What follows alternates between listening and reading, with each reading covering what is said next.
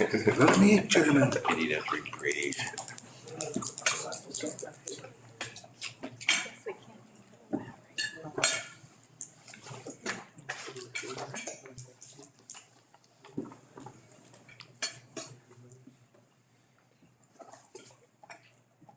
Tito? No. She is. She was shut. She walked in. Way in the back there. Vanessa's friends. Are we? Started it Okay. on Slack. Yeah, because Hunter wanted.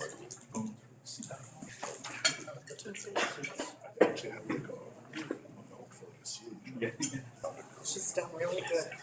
Being pregnant, going to college and.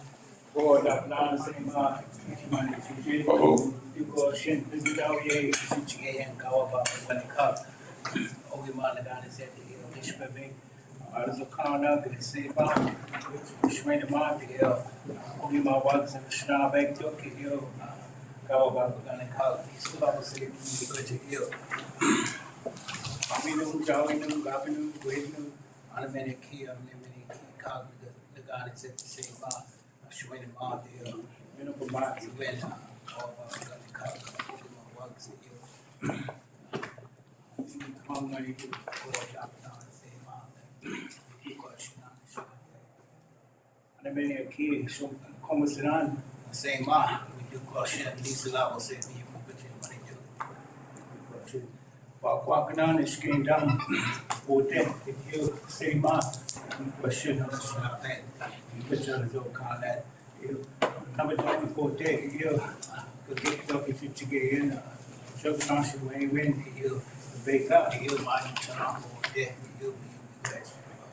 Oh, Very good, Sharon, thank you.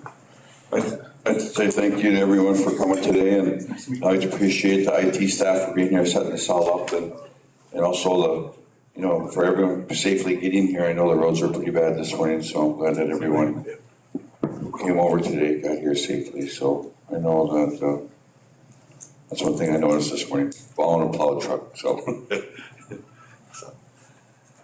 All right, if we can get started, I'd like to call the meeting to order. It is 9:16 a.m. Michael, on your roll call? District 1? Here. District 2? Here.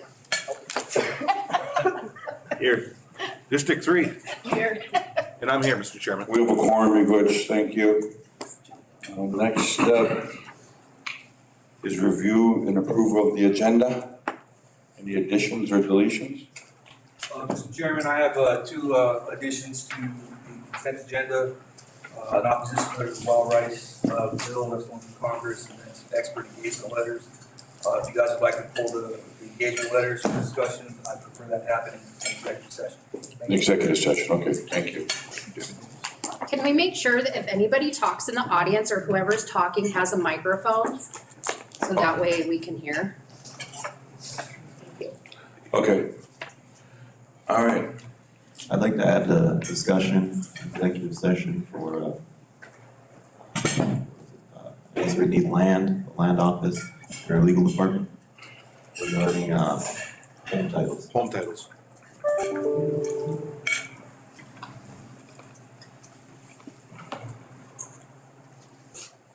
Mr. Chairman, Yes. I'd like to pull a discussion for a resolution. Resolution is outside legal counsel, Paul Kent, to move that into, I would like to bring that into executive session for a discussion.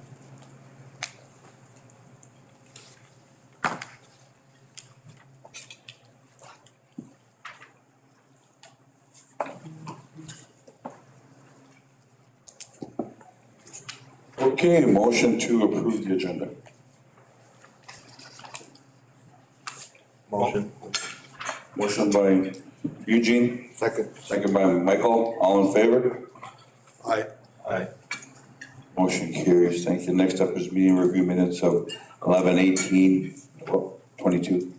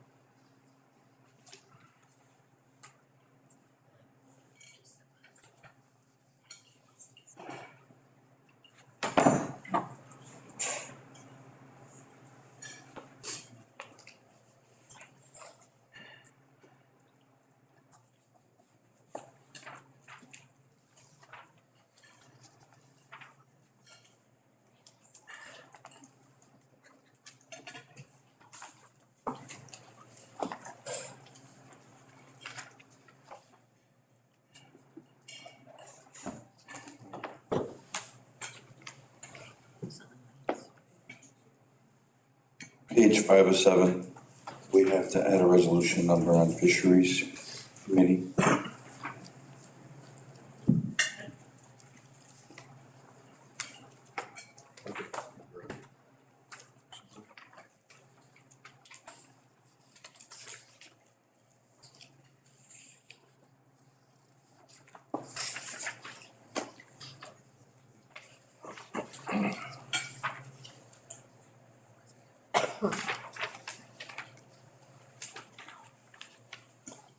Just 18, right?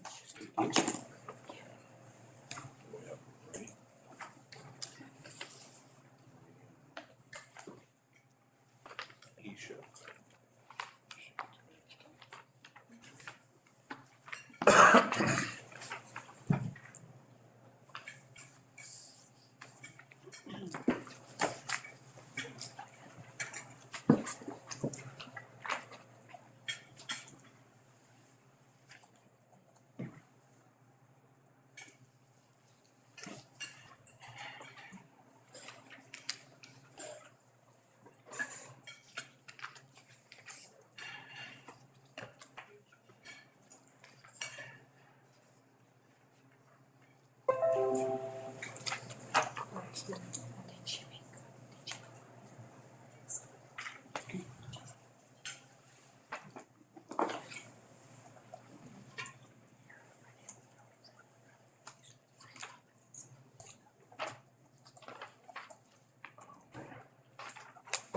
On this one here?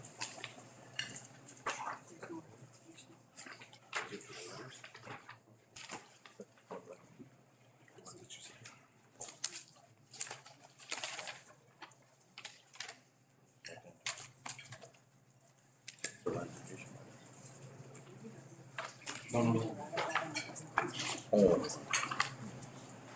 What's the other?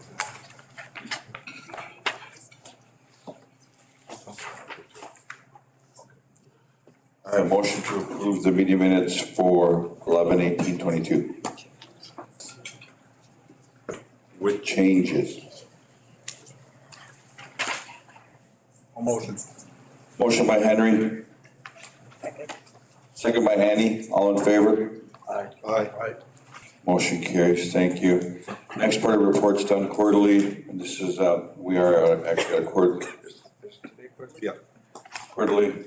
And the first one is the chairman's report, and, you know, I'll kind of go briefly here, and I know one of the things I highlighted was mass. You know, I think quite a few of us were down at the Midwest Alliance of Sovereign Tribes that was held down at Prairie Island Casino and Resort, south of the cities, and they had a lot of good topics to talk about across the Midwest, that ongoing, you know, especially when it comes to natural resources and other issues that are amongst us, amongst the country. So I know one of the highlights I wanted to talk about that was one of the tribes are all in favor of the wild rice Dusty, you can help me with that. That was with Specialty crop? yeah, the specialty crop through a congressman out of California who was pushing a wild rice bill to create our wild rice to be a specialty crop. So it kind of puts hinders a little cloud over us, or you know, over our own wild rice. You can elaborate just a few words if you like.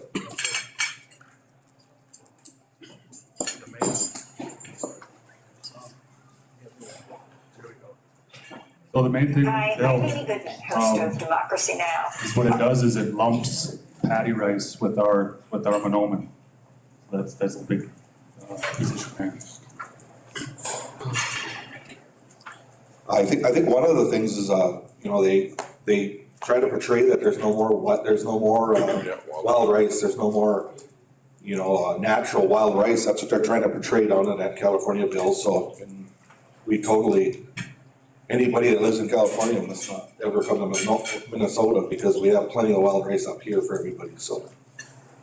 That was one of the good topics that we talked about down in Prairie Island. So also we had some other things that we talked about. I know one of the things that we passed at the end of the session is quite a few resolutions, and a lot of them were pertaining to helping in supporting other tribes across through the Midwest. And I know that I motioned on the wild rice one, and I know the other one was dealing with land and other issues that other tribal nations are dealing with in Michigan and Wisconsin. So it was a really good productive meeting. The next thing I have highlighted here was the Bemidji. I know last week I was over at Bemidji City Hall and they had a flag raising, and I want to say big wish to the veterans that showed up, and they did a great job. We all marched our flag into City Hall in Bemidji, and it was a very good positive meeting with the Mayor Prince of Bemidji, and that was a really good feeling there with Leech Lake. Our brothers and sisters from Leech Lake and Red Lake were there, so that was a really good honoring and presentation that we did that day. So I want to say a big wish to everyone that showed up. City Council member Audrey Thayer was there, and also Dan Jourdain. It was just a really good positive meeting with the city of Bemidji. And also one last thing I wanted to talk about was one of the things I know council here, we're all here, and we talked about this through our federal lobbyist, and we talked about getting back Tamarack National Forest, and I think that's one thing that myself and the council would really like to look at, is getting a lot of these tribal lands back. And I know it's ongoing with the state of Minnesota is getting back White Earth State Forest, and I know our DNR department's doing some good work over there in our land department that we're looking at. I've been talking to Governor when I was at the Governor Summit too, and that's one thing I should talk about too at the Governor Summit. That's one thing I stressed to him, is getting our homelands back. So, but I'm really pushing hard this time on Tamarack and also the state forest, so White Earth State Forest. So that's what I wanted to follow up with, and I want to say a big wish and thank you for everyone for being here. Yep, thank you. I'm going to start out with October. I'm just going to go through. I highlighted a lot of things on my notes, and I'll try to get to them as quick as I can. So with this being the quarterly meeting, so I know in October as a council, we went over and we did the IHS expansion tour. We went over there and looked at part of the IHS, the new expansion portion over there. One of the things that I think that needs to be clear about that is that the expansion that's happening right now isn't exactly what it is. It's the back portion that everybody's going in now is actually the employee entrance until they get the front done. So, I know there's been a lot of complaints about how it's hard to get there, no parking, all that stuff like that, but I think you just gotta bear with them and just until they get that front part done. I know they had to redo the front and all that. I think IHS could probably do a little bit better at putting out their press releases and doing stuff to let people know that that is just temporary. That's not a permanent entrance and all that stuff like that. So Minnesota Housing Consultation we did in October. DHS Legislative Summit we sat on. Met with the Tribal College. In October, the DOC honored our assistant tribal probation officers with an award. We went down and we attended that. Attended MIGA in Grand Portage. TEC was in Leech Lake. TEC, and I know the elders all showed up there. They also had the constitutional delegates there and all that from all reservations were there, and that was a pretty good meeting and stuff like that. So November, talked a little bit about with the Minnesota PUC about some of the stuff that's going on with with the CAFOs in our area and stuff like that. So also before I became on the council, being a public safety director, I sat on an overdose recovery team with behavioral health and all the other divisions and stuff like that. So I felt it very key that I stay on that committee, and I do attend those committee meetings with behavioral health on overdose recovery stuff and all that. Due to our opioid pandemic and all that stuff like that going on. So Ridgeway, we talked a little bit about Ridgeway, about getting Ridgeway buttoned up and all that, and getting to where we want to be after we purchased the Ridgeway apartment complex up in Bemidji. Getting security there, getting the tenants that were there, getting them relocated, I guess you would say. So, and getting them situated and stuff like that. The other things that we do monthly is probably the elders in the IHS meetings. In the beginning, they weren't very productive. They were not very productive at all. But now we're trying to push forward and get some production out of these, because what was happening is we would meet with IHS, and elders would give all their concerns, And then it would follow up the next month, and they would have no answers, no resolution, no nothing. We'd still be spinning our wheels. So hopefully with their interim CEO or whatever it is with Larry over there now, hopefully we get things done, and hopefully he listens to the elders with all their concerns and starts moving forward. And I believe that's a big, and that's one of the things that I stressed at the meeting, is that somebody take notes, address that, and see what's done for the month. When you come back the next month for your meeting or whenever you meet again, that there's some solutions. And that we talk about them and stuff like that. We don't just come back to another meeting and say, oh, I didn't get to it, or I didn't get to that, I didn't get to this. So that's one of the things with those IHS meetings, so IHS and elders. Cannabis Commission, we're moving forward with that. I attended MIAC for the chairman over in Red Lake. That was a week-long meeting, and that also was had to do with the governor's summit and stuff like that. They talked a little bit about the governor and lieutenant governor, you know, with winning re-election and stuff like that. We felt as the tribes, we didn't want the governor and the lieutenant governor to forget about our tribes and forget about us. So we had a strong voice there that we were prepared for, and like Chairman said, he talked about the governor and lieutenant governor's leaders summit, tribal leaders summit that we attended over at Prairie Island. We wanted to make sure that it was very clear that they did not forget about us. And we did a good message to them. We said because we also look at, me as being Secretary Treasurer, we look at their surplus. I mean, they got a $17 billion, $18 billion surplus that they have to deal with it and stuff like that. And we made it clear that they got to start taking care of the tribes. They do.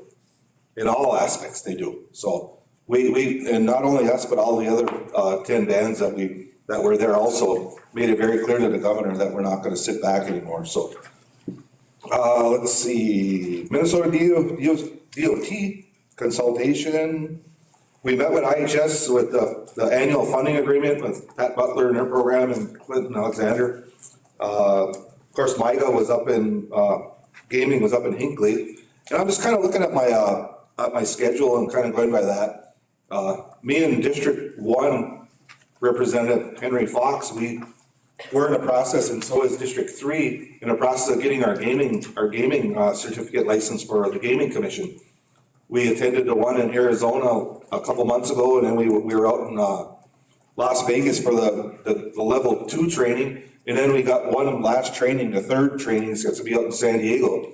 And we always talk about training that is a want and a need, and I feel that these trainings are a need for us because we have to be educated on the Gaming Commission and stuff like that. So if we're going to attend those Gaming Commission meetings, so I think those are very good trainings for us. So and stuff like that. So, and then Chairman already talked about MAST. The Governor's Summit was right in the middle of MAST. It was so we attended the first part of it, and for MAST, it's that Midwest Alliance of Sovereign Tribes. That's the 3 or 4 states. You know, Minnesota, Wisconsin, Michigan, Iowa. There's like 5 tribes that are involved in this, that are banding together and just wanted to make sure that our voices are heard, so, and stuff like that. So, kind of looking at my schedule again here. I wanted to mention a little bit. I know Pat's probably going to talk a little bit about the 105 leases, they call them. Those are, and she can talk a little bit more about them, about what a 105 lease is. They have, the 2 types of 105 leases are basically the IHS one and then the BIA one.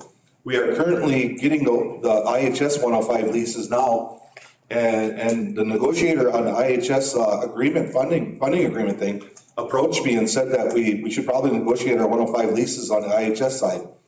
And I said, well, we are going to pursue that. Also with the BIA side, which would cover the public safety, natural resources, ICW, all the ones that are under self-governance for 105 leases. So those and it's leases for space costs, correct?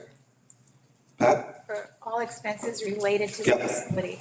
Okay, yeah, but we're gonna be looking at that. We put in our intent letter already, worked with Tracy Lotka on that. We have already put in our intent letter for the BIA's portion of it and stuff like that, so. I can't think of anything really else what I had going on.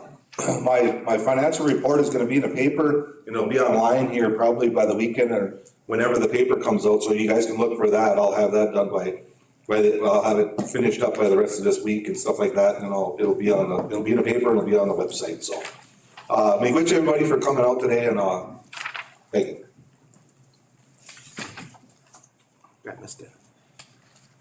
Bonjour.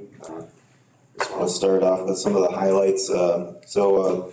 In District 2, we're looking at safe routes to school. So we're wanting to do a curb and sidewalk and a street light project. So that'll be the first phase of the project. And I know Public Works will be talking about that, but it'll be, the first phase would be from the skate park down to the fire hall. And then we are moving forward with Natowash complex pool remodel. So there will be space in there for the Boys and Girls Club, additional community space, and the workforce center and the food distribution. Also, in new pump houses in District 2, again, Public Works will have more information on that. This weekend, we're getting ready for the New Year's Eve powwow at the Natowash Sports Complex. And then a couple of improvements that we had in District 2, thanks to the Parks and Rec Department, would be the BAB landing. So they did they tarred that, and then they're building a new swim area over at the Linwood landing over there. Another thing would be, let me see. So we talked about broadband. So we did support Garden Valley in their Reconnect grant. So that would do a lot of build out for the fiber network within Monoman and Natowash and Roy Lake. And then I want to talk a little bit about our government consultations. We've been meeting a lot with the government officials, and I think one of the more important ones that I've been headwaying is Minnesota DNR. A few years back, they permitted Enbridge to take water from Upper Rice Lake and without tribal consultation. And Enbridge was fined, but we're wondering how that money is going to be allocated back to the tribe. And, we did meet with our governor and lieutenant governor, and we're in talks, and they did tell us that that money will be allocated back to us. Another one would be meeting with the governor's office and looking at getting a few infrastructure projects onto his bonding bill. And some of the big ticket items would be our community health building for Monoman, and also our White Earth Tribal College trade building expansion. And then we're also looking for an overpass or underpass for the city of Monoman for the increase, I guess you'd say, train activity. That's all I got in the from you.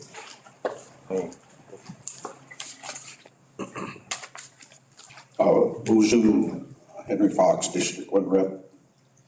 I just want to talk a little bit about, the programs. I guess Rice Lake is up in the north end of the reservation, but when I call, the programs, they're pretty good. What's coming out, I know Bernie just came out and did a updated LED lighting in our gymnasium, which is awesome up there now. We can see. I think that's why probably I had so many steals and stuff, they couldn't see me. Steal basketball. But yeah, so these programs, with when they're called upon, they do come out there. I know I'm working closely with Lisa, with our elders. Of course, this time of the year, it's usually furnace repair, even fuel to make the furnace work, but we try to do our best, with not just coming from one, but it comes from all of them. So we try to get together and try to find, we always say find money, I wish I could find money, but a lot of it comes, too, from where I come from. I guess in my last CSO job there, I was so used to riding around the village and just checking on people. Well, I still do that. And, it's just that we need to check on our elderly people. We need to know that they're okay. With this snow removal and stuff here now, trying to get the snow off their roofs and, where they could at least get out of their house. I know we went to a house here, she used to be a daycare, you know, but then she went through some health stuff. Well, she was frozen in her house, you know, so luckily we came there and plowed and stuff, and the guy went up and shoveled and actually got her out of her house, you know, and she goes, ooh, you know. And I said, well, and she don't like winter anyway, so she said she likes opening the door and get a fresh blast of cold air, so. So that's kind of, you know, what I do in mind, you know, like if I gotta go to Pine Bend or the Ebro or, you know, even Bagley, you know, I don't like the phone call, I don't like the text, I like the face-to-face, so they kind of like that when you go face-to-face, but I drink too much coffee, so. And they feed you, so I don't want to get chubby, but. Chubby. Too late. Too late. But, yeah, with RBC business here, you know, kind of brings me back to my dad's days in RBC, to how much it's changed today. But we can talk, you know, to these people. You guys watch TV and you see the Wounded Knee thing and stuff like that. I hate to say it, but the government thinks they can pull things with us. And I'm at a place where, no, I'm not gonna let that happen, you know. It's like if it was in our treaties, you know, you need to do it. Don't promise. I want action. And, you know, when it's election time, of course, they come up, you know, and really want us, you know, to back them and everything. Well, let me see what your actions are, you know. So I'm kind of glad Walsh and, you know, Flanagan got back in there, you know, but we'll see as the next 4 years goes on, you know, of how much they're gonna help us. And like they said about the surplus, you know, we really need monies here, you know, for our programs that don't make money. Some of them make money, some of them don't. So we really need to, you know, fight for our programs here on res. And Mike has a wonderful plow driver up there on the north end up there, and that bugger, he's out there plowing snow. He must love to plow snow, because Leonard up there does pretty good. So glad you got him, keep him forever.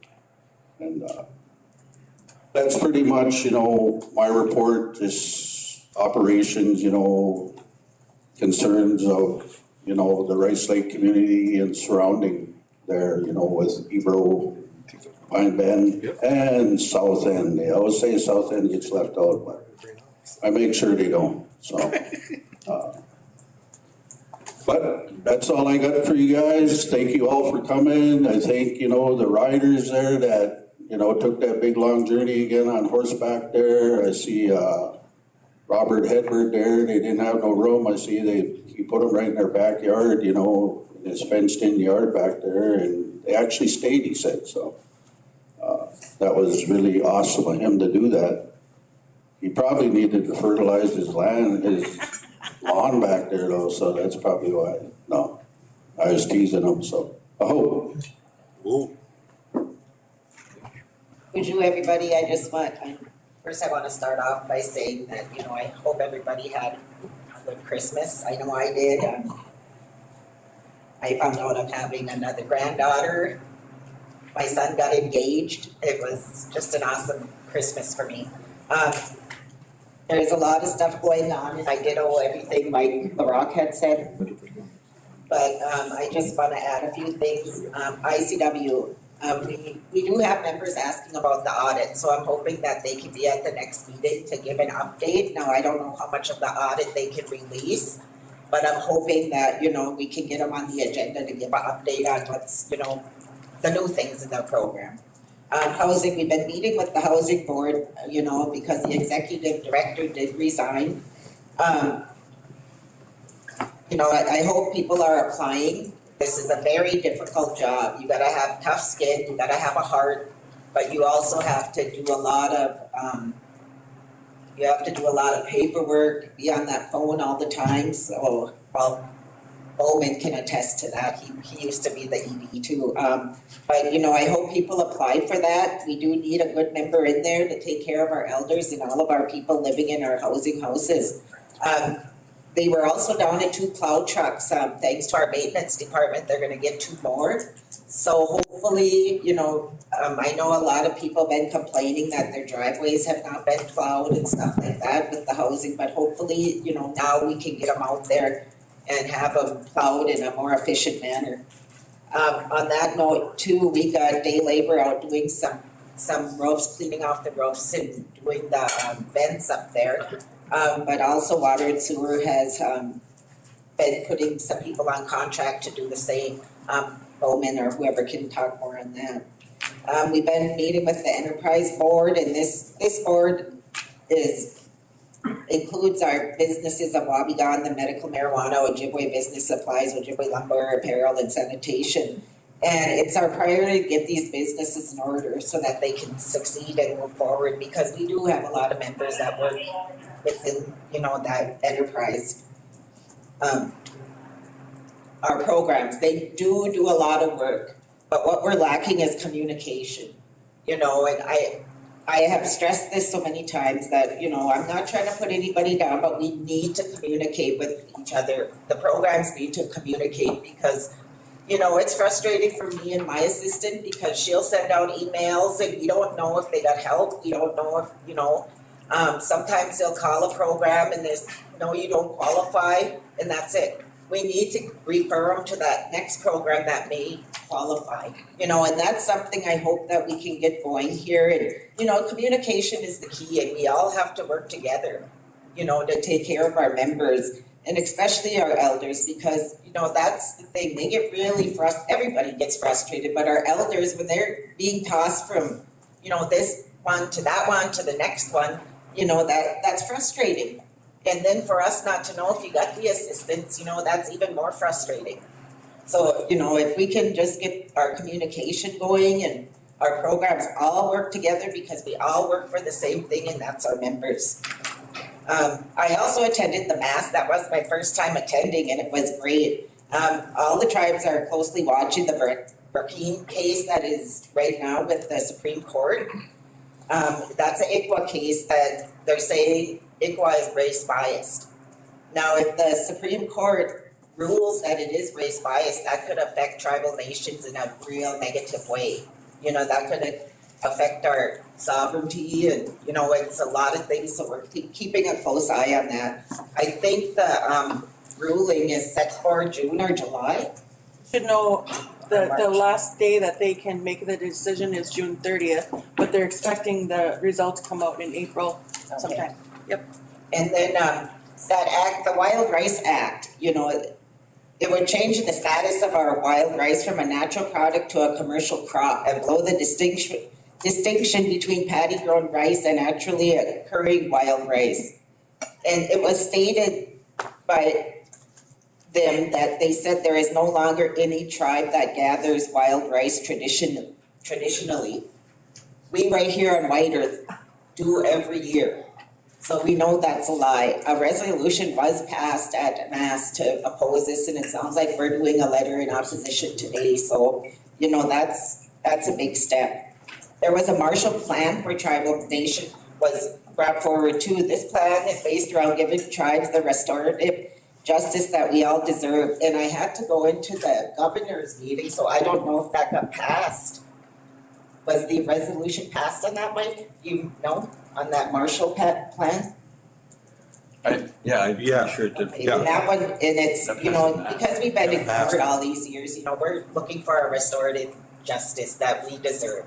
Every other race gets it, every country gets it, so, you know, why don't we?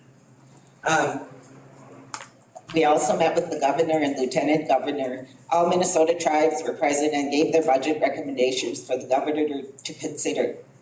It was a real good meeting. We had several that we brought forward. I mean, I think each and every one of us brought something forward.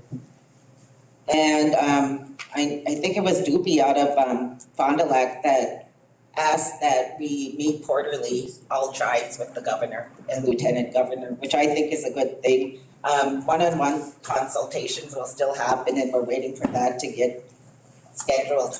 Last week we met with Patina. She is one of the governor's aides and we discussed the DNR.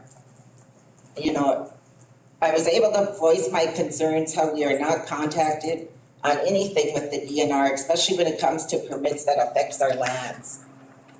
They tell us after the fact, you know, after they issued the permits.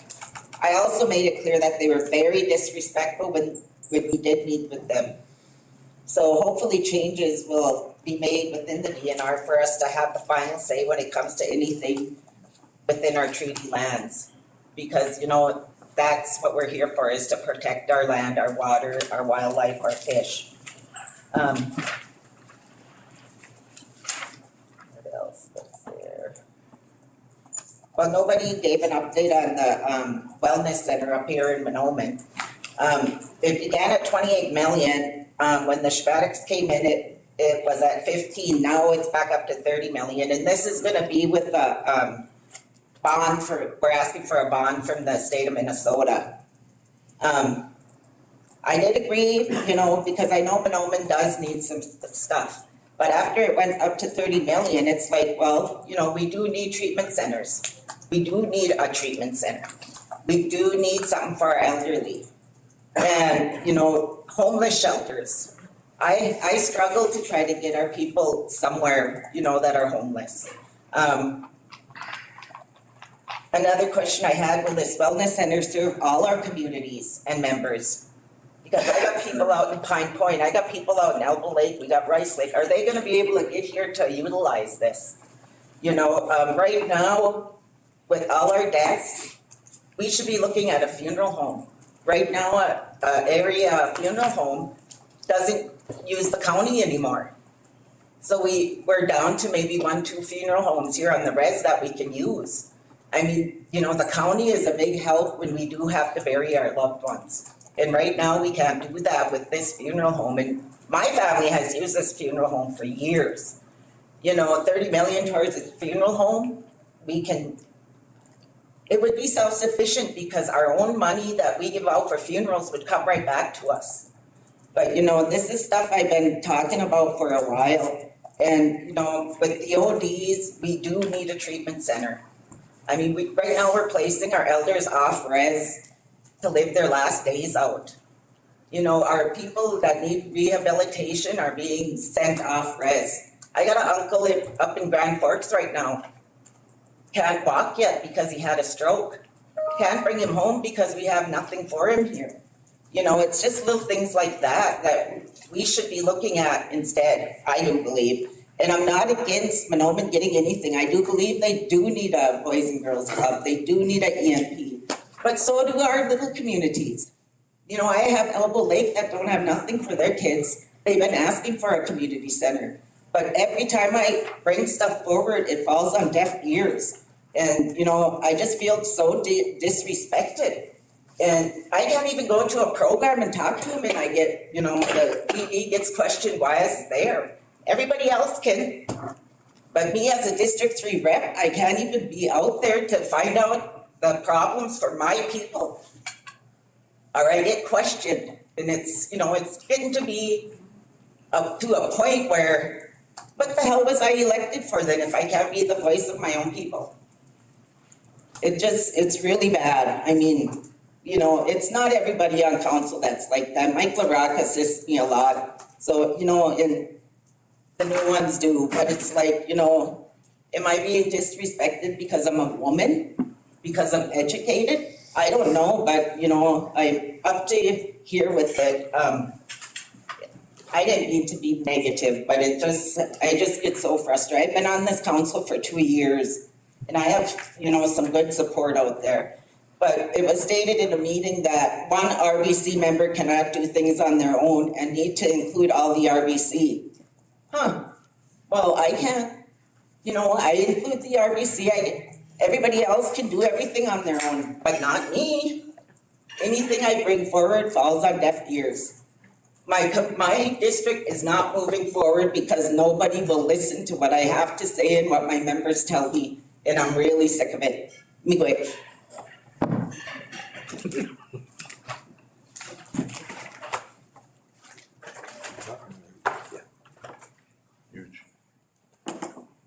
Representative Jackson, I just wanted to clarify the community health building. The original assessment would be around $7 million, and we did it on a need and want basis. But when we were asked to create a budget for the bonding bill, we did all of our wants. So all of those wants are up to 30 million. But no, because we don't know how much we're going to get from the bonding bill, so we went really high. I just wanted to clarify that with you. So. But what about our other things we do need, that people suffer and still don't have? Yes, and I did forget to mention that the family treatment center at Strawberry Lake Christian Retreat is moving forward. So, at least that's something for our families, it's gonna be a healing place. But, we still have a lot to do, especially with homeless and, it's really sad. Representative Jackson, I just wanted to say, the bonding bill, it's for infrastructure projects, so that's why we went that route. And I just want to say miigwech for your passion for our people. Which, I just have a couple other things. What normally happens is, when everybody else gives a report and I turn around and do forget something that I forgot to mention and stuff like that. I know the chairman's always telling me to land a plane and stuff like that, so you just do that if I talk too much. Anyways, one of the things that we also did is we met with all the community councils on and off the reservation, as far as their stipends for the year. Because that was a challenge that we encountered when we came on board in July, the community council stipends. We did rectify that, and we are going to talk about them today again, so for 2023 stipends, but we also met with the community councils on their budgets and stuff like that. We wanted to just get a sense, me as being Secretary Treasurer, I wanted to get a sense of what their budgets were and what they needed for the year. Instead of coming to us a week before they have an event and asking for money, we asked them to plan their events. And we'll do that with everybody. We'll do that with the Elders Commission, we'll do it with all the commissions. All the committees, and let them know that we don't mind funding some of your programs, but give us a little heads up. That was basically what it was. It was just give us a heads up of what you need and stuff like that, so we can be prepared for it. Because sometimes our challenge is finding the funding also too. So, Jack Haw, we did tour the Jack Haw facility about a month ago. Myself and Representative Summers and Fox, we all went out and toured the Jack Haw facility, and it was not quite done. I think they're waiting for some stuff to happen over there and stuff like that. The other facility that I think we're waiting to open too is I believe it's Mike Thompson's project at GRH. Guayco, yeah. They're waiting for that to open. That's at 24plex up there. Hopefully soon that'll open up and that'll help some of our people with some of the homeless stuff and all that stuff that we've been challenging and all that. One of the things with the Jack Haw property, if we move men's acute care out there, the old building that they have, we're looking at maybe renovating that and turning that into some kind of maybe a homeless shelter and stuff like that, or doing something with that also. So we are working very hard on a lot of things. And it sometimes gets time consuming, but we keep putting them in front of us and we keep knocking them down. So we go. Thank you, Council, for your reports. Next up, we have our division reports. We have Bernie Sorey.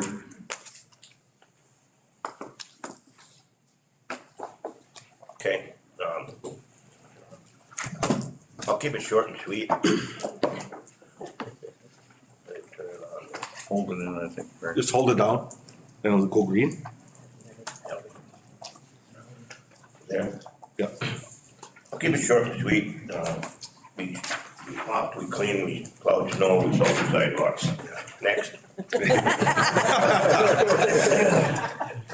No, I brought up earlier, Mike Thompson and I, we found 2 plow trucks to give the housing, which I think they needed it badly. They were very glad. They come right over and pick them up. I currently have 25 staff on hand. We're staffing 5 full-time facilities throughout the reservation. We got the health facility, we got the admin building, we got, Rice Lake and Pine Point.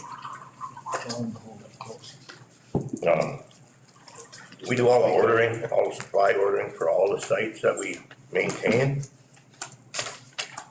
Besides plowing, we plow 37 sites, parking lots, and assist with other programs needs, like pulling cars out of the ditches, buses out of the ditches.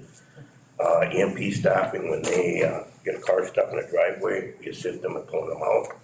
A lot of stuff that people don't see us running around, they think we're just sitting in the parking lot, but we're not. So we're running 9 plow trucks. We've been called out 16 times to plow parking lots, and we've been through over 4,000 pounds of salt for sidewalks already this year. I see that going to about another 8,000 to finish the year, which end up being pretty costly. We assisted with Toys for Tots, handing out the hams. We did a retro for LEDs in water and sewer. We're currently working on a LED retro for the health building. We did a LED retro for Rice Lake and the gymnasium. And like they said, the Guaco building, there's a couple little glitches that me and Mike are involved in that. Some of our keying hardware got back ordered, the supply issue, and there's been some other things that to our attention since the building's been built. So me and Mike are working on that together. And I have a whole list of stuff we've done, but I think it's too much. I'll be out here flying the plane like Mike. Thanks. I'd just like to make a comment. Bernie's staff does a lot. They do a lot above and beyond. You know, like he talked about earlier, you know, when he gets a call to pull somebody out of a ditch. Personally, not me, but everybody else gets pulled out of the ditch except for me. I just wanted to mention that. But anyways, yeah, his staff goes above and beyond. You know, they got all these buildings, they got a lot of things to do and all that stuff like that. So, and there's a lot of times that they get called to do things that, you know, we have challenges on and stuff like that, whether it's housing or whether it's any other department, you know, that falls short and stuff like that. So I really appreciate you guys stepping up and getting the plow trucks to where they need to be and stuff like that. So big wish. I just on another note, you know, me and you were talking yesterday about the plowing. You know, I mean, we're there to assist. Anytime you guys call, we'll run out and do like an emergency driveway, propane tanks, all that to any elder, just as long as we find out about it. You know, we're not trying to avoid the elders at all. So anytime, you know, you get a hold of your district rep and you got somebody that's in danger, medical, or needs to be plowed out, get a hold of them, they'll get a hold of us. Yeah, Miguel Bernie, no, you're a very good resource, and I appreciate your whole division, so, or your staff, so. Address that, what Mike or Bernie just talked about. Main point's been, I got hired through, Daryl Bellinger's program to go with the same 34 houses that we put plastic on the windows. Well, we started on the houses Wednesday. And we've done 7 or 8 houses, shovel the snow off them. And our biggest problem shoveling is, it's not the getting snow off the roof or doing the porches. I had one house the other day where my crew had to shovel 50 feet of snow to get to the fuel tank. And then that wouldn't have been bad enough, but the plows have pushed it up 50 feet away from the fuel tank. The fuel trucks will not deliver fuel. And whoever's in charge of the plowing, they need to be told that they've got to get within 10 feet of that.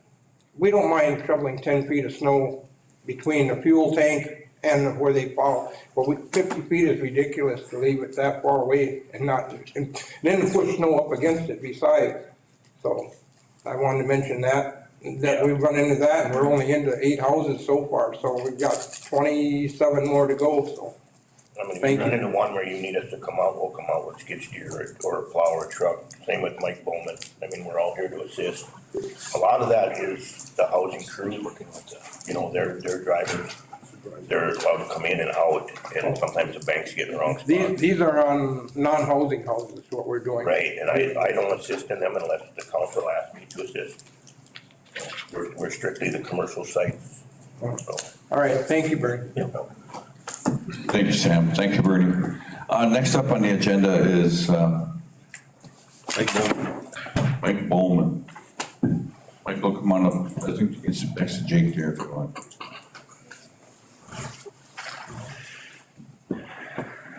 Good morning.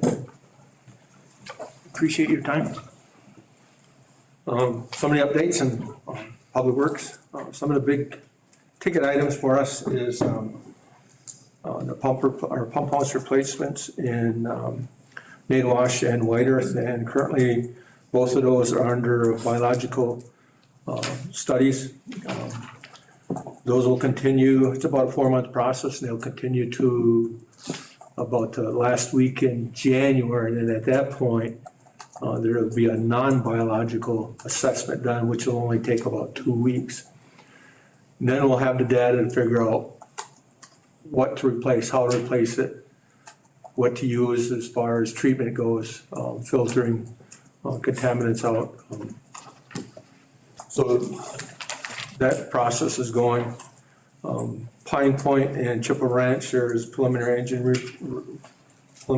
reports requested. They'll give us some recommendations to figure out what to do with those pump houses as well. Rice Lake, Tower Loop, is that correct? Water tower Loop. There'll be a new sewer system put in there. We got the money set aside for that, so that'll begin soon. The pump house, we're gonna renovate the filter system in there, improve the water quality there. Chippewa Ranch, the wastewater, there's a PDR out for that as well. We should hear and have some recommendations on those. The elders, I would recommend at this point, to make it a viable program where we have the resources to go out there and have those done, is to increase that to $150 per person, or $300 a rope. And even at that, that's well below the national average.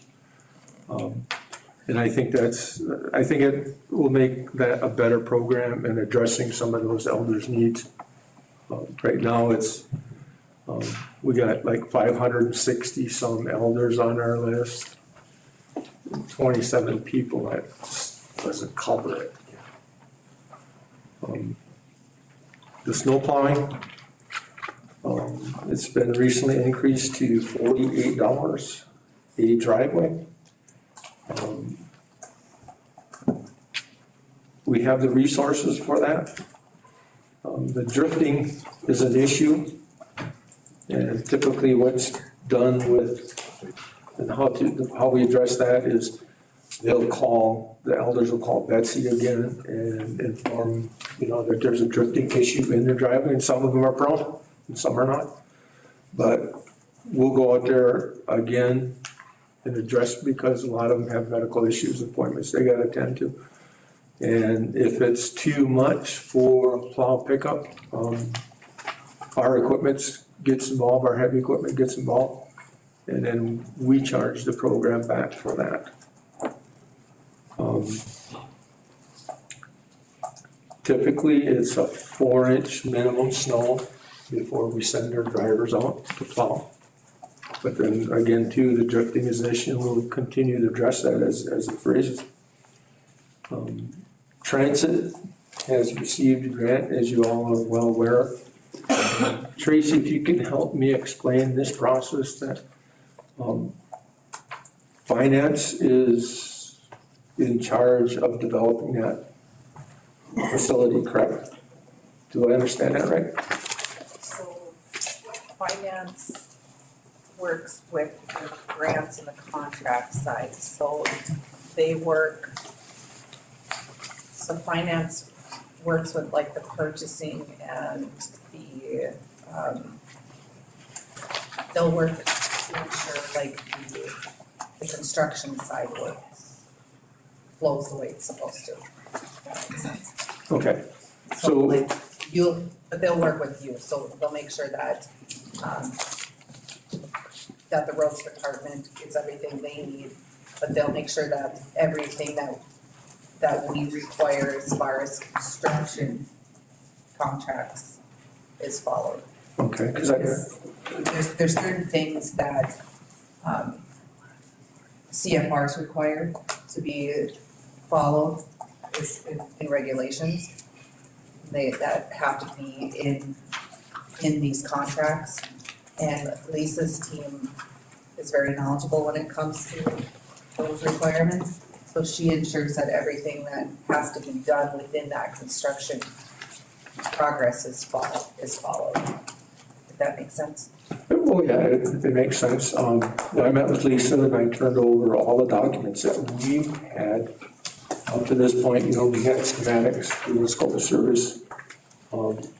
We went through Builders Exchange and accepted proposals for architectural, for design. And at this point, we turned it all over to Lisa and wherever we fit into during this process. So, at the end of the day, White Earth gets a transit facility. Right, and it's your project, and it's gonna be what you guys want. It's just when it comes to like an audit test, we just have to ensure that all the background that audit requires is followed. As Okay. far as the grant is gonna. So I'm looking forward to, it's something that we've been trying for several years now to get, and we finally got it.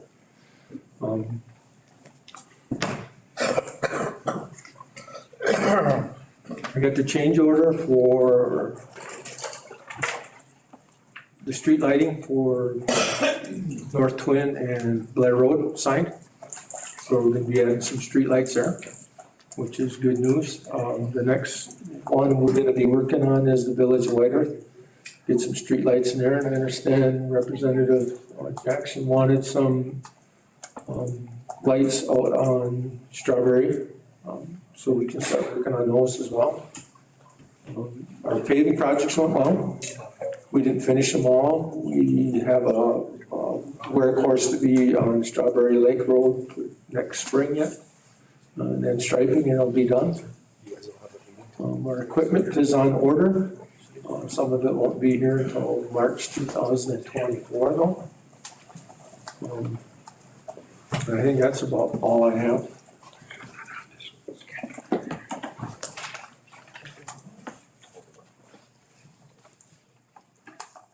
I just have a quick question. With the snow plowing and the roof shoveling, or the roof clearing, I know you guys are kind of putting that in kind of the same context, and I do agree that we should probably make this annual. And I know we put some funding towards it, and I talked to Tracy about where the funding was coming from and stuff like that. And I also do agree that, if we play it year by year, like a couple of years ago, we didn't hardly have any snow, and then now we have too much snow and stuff like that. So we played by year, but I still think it will be annual funding and stuff like that. The only comment I would like to make about it is and I know Eugene gets on me about this, but I talk about proactive and reactive. So one of the things we try to do as a council this year is we try to be more proactive with our stuff, stuff like that. So we put some deadlines on some stuff that had some challenges with meeting and stuff like that, with the weatherization and stuff like that. And I understand there's gonna be challenges, but we do have to get better at that. We have to be more prepared for our stuff instead of one of us waiting for somebody to say, okay, I got a call from one tribal member elder that says, my vent on my roof is plugged and I can smell sewer in my house. And I think we need to get a little bit better at that. That's the only challenges that I have and I know we'll support you in any way we can to get better at that. Which, Mike, if I could answer that. The last house we did yesterday took almost 3 hours. There was 18 inches of snow on it, and we got up on a vent pipe, and one of the guys had to go up there, the owner went up there because we're not allowed to go on the roof of the house because of the ice, but he went up there and that vent pipe had 6 inches of ice inside it. And he had to take a hammer up there and a chisel and pound the bar down in there to break it loose for 6 inches of frozen ice in that vent pipe. And, you know, that's, when you get that way, the vent, the sewage gas vents back right into the house. So it's a dangerous situation. Yes, thank you. Mr. Chairman, if I may? Yes. I just wanted a couple of things for clarification. I did look into why the weatherization and the windows were not wrapped by that deadline. And what I learned was that they ran out of lats in Bemidji and Detroit Lake, so that slowed down the process. So that is something that was circumstantial, just for clarification. Thank you. In addition to that, I do want to also say and acknowledge that Mr. Bowman did bring forward a proposal March 3rd, 2022. So we would be prepared for this season, and it was my error in forwarding that information on to make sure that that was in place before this season. But I did want to acknowledge that and thank Mr. Bowman for preparing this year. And I respectfully say that I just want to be sure that I'm taking accountability for that part. Miigwech. Thank you, Michael. You still got some more to finish up, or you could? It's enough. Okay, thank you. Thank you. Not asking for any more money, so. Thank you, Michael. Next up is Michael Thompson, Human Services. Is it on?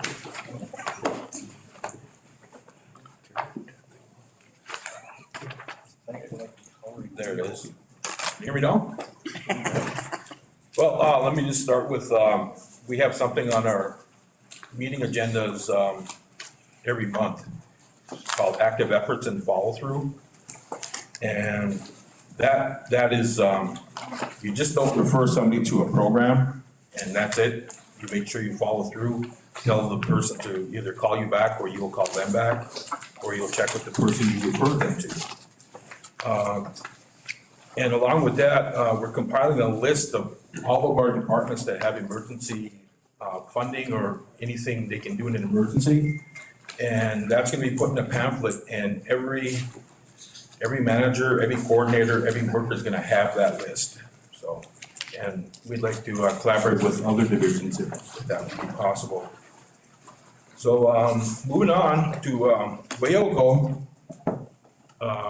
Like I said, we're experiencing construction delays, like logs. Bernie has trouble getting logs. We have ADA compliance issues. We're meeting with our contractor for furnishing on January 4th. So it'll at least be furnished. They're giving us an opening date of late February, early March, but that's been moved several times now. And I'd like to give a shout out to Lisa MacArthur's team. They are indispensable in this process, along with our legal for finalizing our funding. So all the funding came through. Our family shelter expansion, that's anticipated to start late January, with the project completed somewhere in December. So we got that going. We can move to the elder vulnerable adult. Aside from their regular assistance for elders, they're working on moving some funding within a grant that they were awarded. So there'll be more funding available for the elders.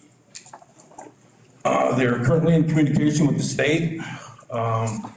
We need a timeline on when our SSIS pilot program will be up and running, and this will be better for record keeping for the elder department. There is one more member that joined as an elder advocate, and that person will be primarily in Pine Point. So she's out and about in the communities. She's not tied to one office. She's floating from community to community. Food distribution, pretty much status quo, except that they're having trouble with their SAMs, entering documents. Their SAMs, for some reason, is asking for some market entity. So I think we'll be asking legal to assist us with that. Congregate, they don't wanna put down salt. child support, their status quo. The Dove shelter is fully operational. Dove community advocates are out in the communities holding groups. The Child Advocacy Center is looking for a mental health provider. So if you know anybody that's looking to be a mental health provider, please contact the Dove shelter. But they still do interviews for the children in need of services. Workforce Center, they have a whole litany of services and all included in the packet.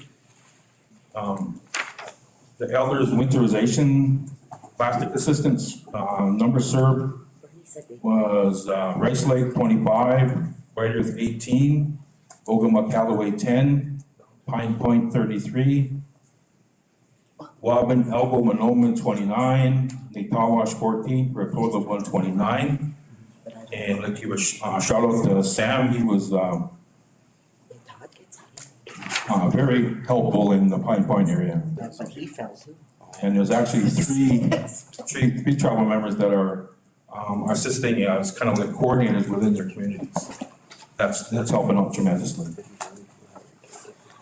Leading our families, Uchel, they have dropped their general funding down considerably with the grants that they are receiving. They serve average of 350 members served each month. So that's quite a bit. Financial service, their status quo, but they want to pass along the emergency assistance program and the emergency general assistance program. These are once-a-year funds that can be used to help families meet emergency needs to avoid a housing, utility crisis, or employment-related crisis. The main guideline for this is 200% of poverty guidelines. For more detailed information, please contact one of the financial service workers. Energy assistance, even though that their guidelines have dropped, they did get an increase in one-time emergency assistance from 600 to 1,500. That's a considerable jump. Vocational rehabilitation, Gloria Lumpenier has retired. Shelley Weaver has stepped in as interim manager. This position will be posted soon. And just FYI, there will be an open house scheduled for the Pine Point office. This is being planned by Behavioral Health. This will include all the programs that have services available in the Pine Point office. Take too long, good.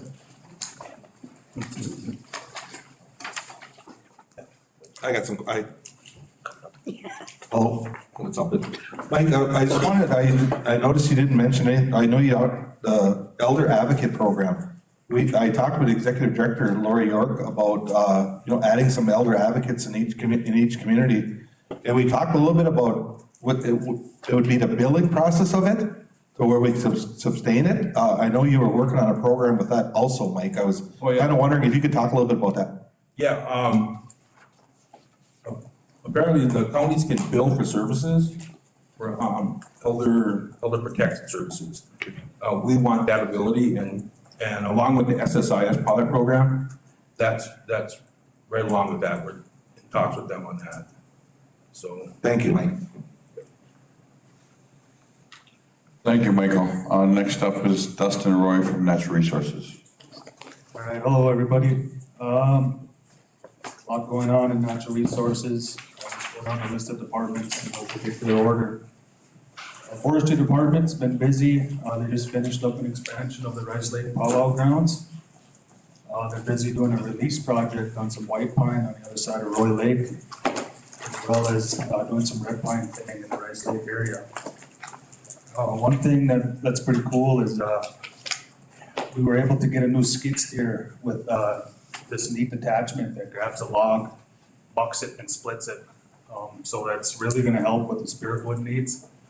Usually that's a 5 or 6 man job. It's now a 2-man job, so it's going to help a lot. And right now we have 5 staff down in Oklahoma with their firefighting needs down there. In the wildlife realm, as many of you know, we have a CWD is getting closer and closer. The state of Minnesota opened up a management season in zone 184, which would be Highway 92, Zirkle, and East. They opened up a management season here in the middle of December. I haven't heard numbers, but I'm gonna assume it wasn't that occupied because that was when it was really cold. As far as surveillance, we have our deer head drop-offs. Get close to the season end here. So far, we've had 94 heads dropped off. So far, they're all negative. There is a batch down at the U still getting tested. That's about half of last year's total, which goes to show, you know, the last year's winter, that late snowstorm and stuff had a pretty detrimental impact on the herd. And you could assume that this year's gonna be, you know, just as bad. So we're gearing up to kick out a CWD management plan that'll be coming here in FY '23. Another thing in the wildlife realm, Big Rat Lake project. Phase 1 is complete, which is a landing and parking area. Phase 2 will be the engineering. Hopefully that gets done in FY '23. The overall goal of that is to make a structure similar to Rice Lake, nowhere near the size, but we'll be able to control the water, which will help in getting some good beds of wild rice. And then our wildlife guy's pretty dedicated to pollinators. You know, they're on a severe decline, so he's accounted 10 acres he's been doing projects on. We're in the second year right now on some annual plantings. We've got 2 more years of annual plantings, and then we'll essentially put in some perennials, just let it go, which will be great. Fisheries. One big concern that we had pop up here as of recent, the University of Minnesota out of Duluth reached out. Well, they didn't really reach out. We got I don't know how it all worked. Will can explain it a lot better, but they're trying to do a food web study, and South Twin Lake is a sentinel lake to the state of Minnesota, so it got chose.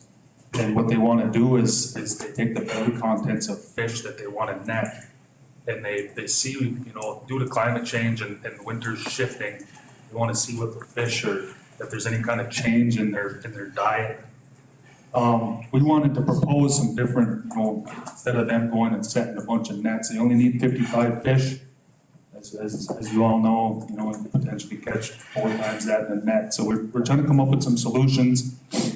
But I want to point out that the Minnesota DNR did permit the University of Minnesota without any notification. Once again, that's a pretty gnarly trend on their part.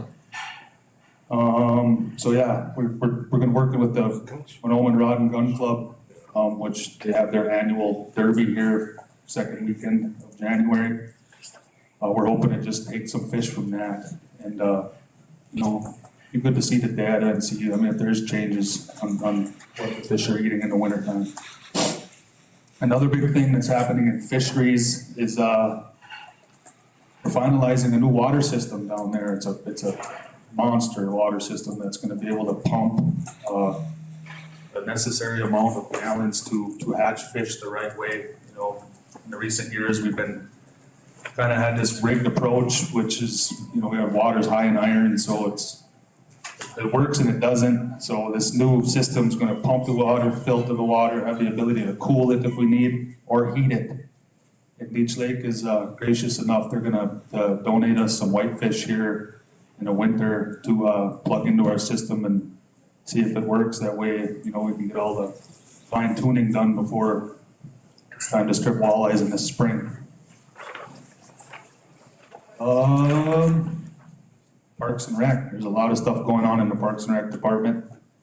As Mr. Summers had mentioned, there's some improvements. We did sloping and tarred the landing at BAB on North Twin, as well as in the beginning phases of creating a day use area at Linwood on South Twin. This day use area will be very similar to the Roy Lake area, a nice swimming beach, places to picnic and do all that kind of stuff.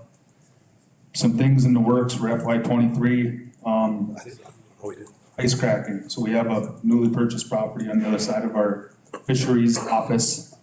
we wanna, get that opened up and start some kind of a campground there. We'll start that here when it warms up. Another opportunity is the Strawberry Lake area. It's under behavioral health. There was some back and forth on, if we could start a picnic area, day use area there as well.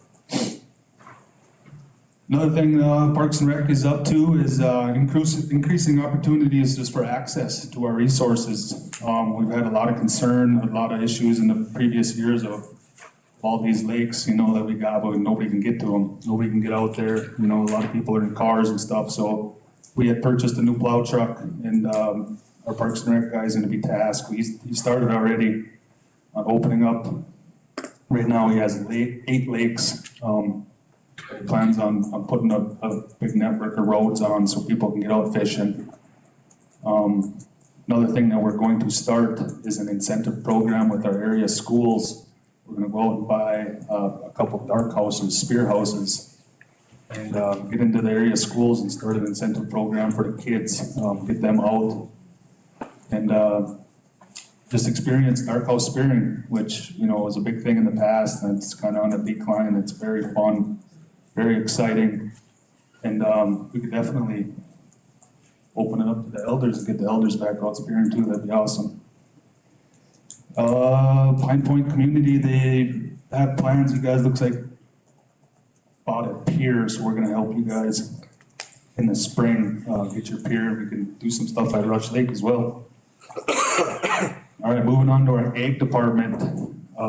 Very busy guy. He's working on a bison business plan. He's working on whether or not we're able to get wild rice insurance, which I don't know what this act, how that's all gonna play out, but you know, that the White Earth, or that Wild Rice Specialty Crop Act, many has mentioned already, that it lumps our rice with paddy rice.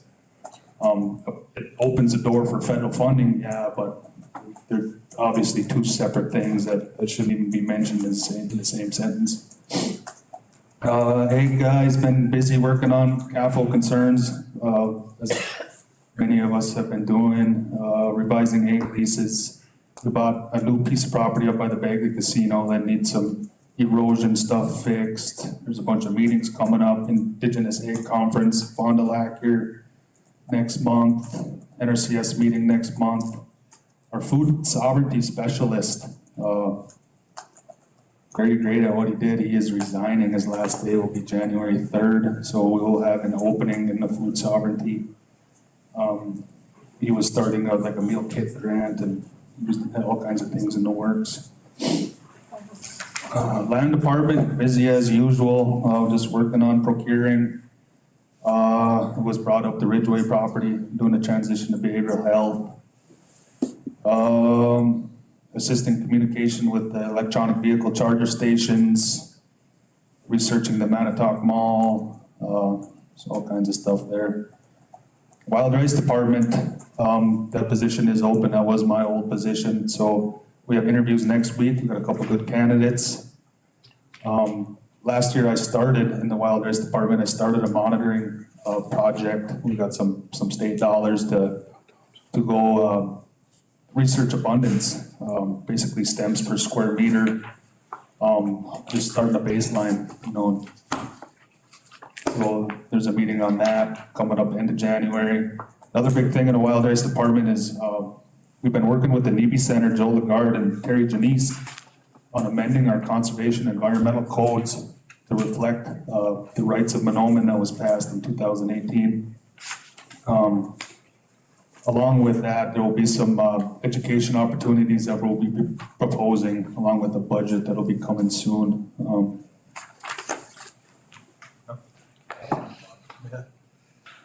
So yeah, that's a big thing, you know, just a lot of training and education, you know, that's needed to our young people, and there's a lot to that. Environmental department, general assistance, that's our GAP program, working on a radon QAP, you know, radon, that undetected gas that's in people's homes, second leader of lung cancer. So we're starting a quality assurance program plan on that, working on some climate change stuff, all kinds of outreach events regarding recycling.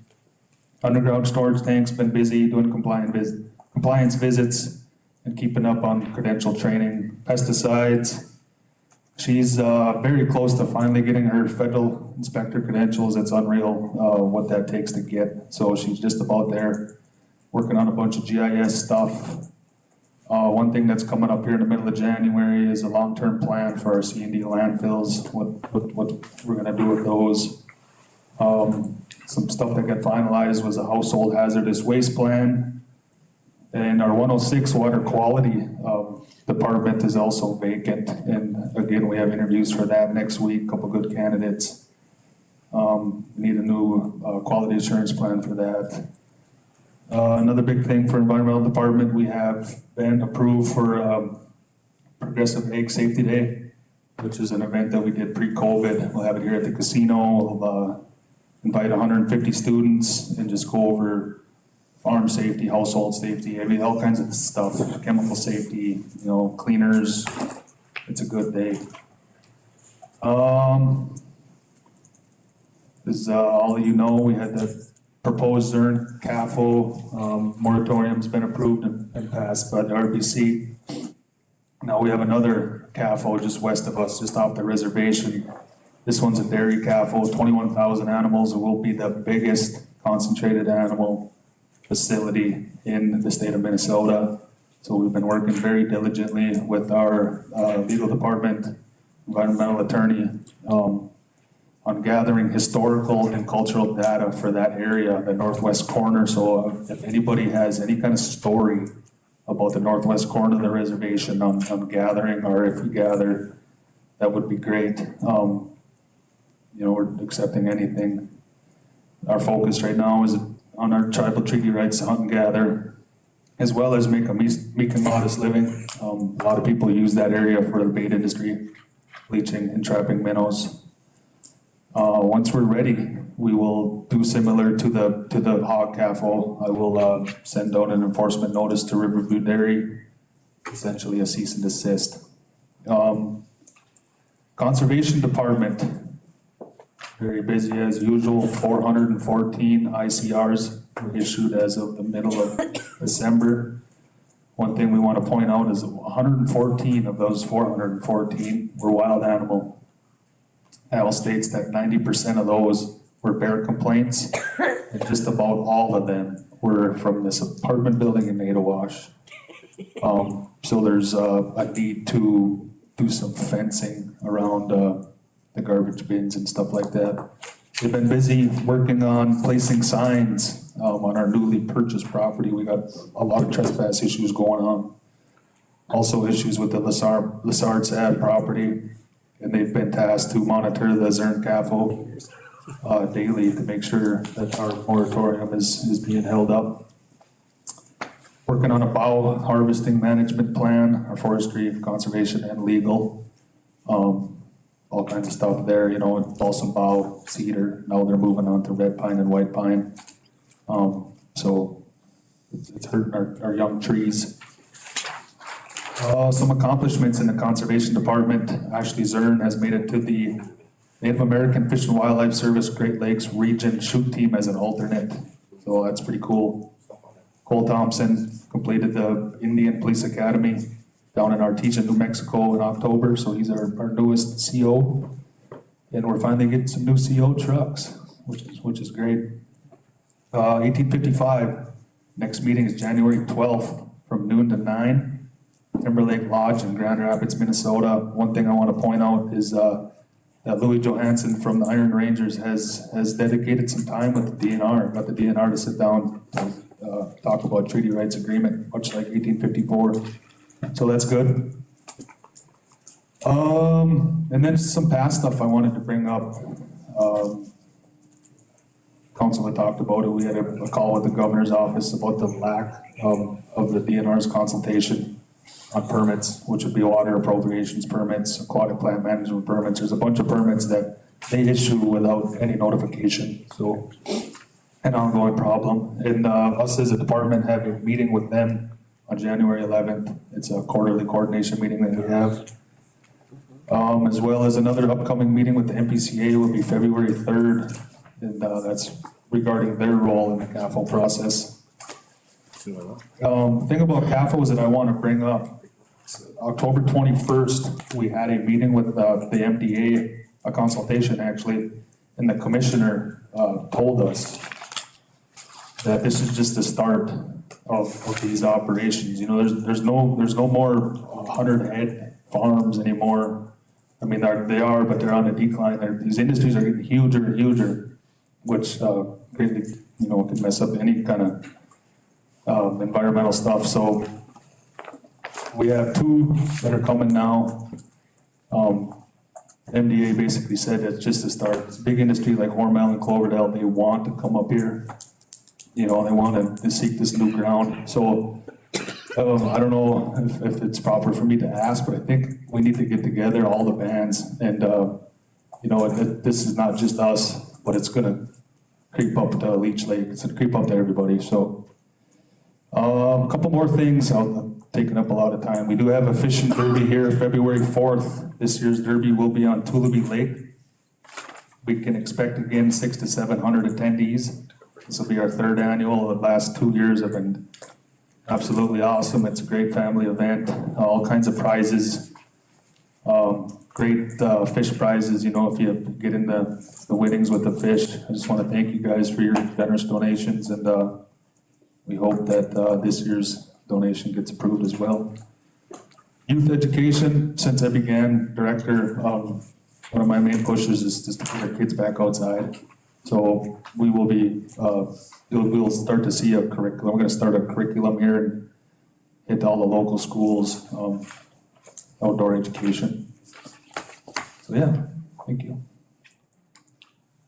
Thanks, Dustin. I just wanted to give you a little update on, when we talked about the 105 leases on the BIA side, there's also some doors opening for us from brick and mortar also. So as a council, we're gonna decide if that does come to light with us. And one of the things we talk about is new fisheries. We know you guys need new fisheries out there, and that falls under the 105 lease program, so. But thank you for your report. That'd be awesome, thanks. Hey Dusty, I had a few questions for you. So you're talking about the deer season and looked like our population went down. Would you have any recommendations on extending the deer season this year? You don't have to answer today, I just put them on. Yeah, that's a good question, man. I don't know how to answer that, to be honest. Okay, yeah. It could be an ongoing conversation. But, yeah, definitely. And then another thing with like the Minnesota DNR, it sems like they keep overstepping and they keep breaking the executive order. So I don't know, I have a few questions on, are we able, if we were to ban the Minnesota DNR, are all of our DNR officers, they're federal officers, aren't they? So would they be able to prosecute non-members within the boundaries of the reservation? That'd be a question for Alfred. I guess I'm a little too new to know, but my understanding is we don't have jurisdiction over non-band members right now. Okay, all right. I think that would be my only question. We go to Dusty. We go to Dusty. You know, I guess one of the questions that, or not questions, but I wanted to kind of talk about is Commissioner Strawman and, you know, what Minnesota Natural Resources, you know, overstepping, I think our council feels the same way too, is that, you know, they keep giving these permits out within our borders, especially when it pertains to our water. And that's one thing that came across all of us in the TEC, the same question too, that, you know, for some reason, Minnesota feels like they have the rights to our water. And I think that's what we're working on right now with not only White Earth Band of Ojibwe, but also the other 6 bands that we have to figure something out, and also all 11 tribes basically, to sit down with DNR and the governor and you know, let them know that we protect our waters. So, but I want to say thank you for your report, Miigwech. Right now, we'll take a quick 10-minute break. I know we've been here for a little while, so just take a little break. Miigwech, you.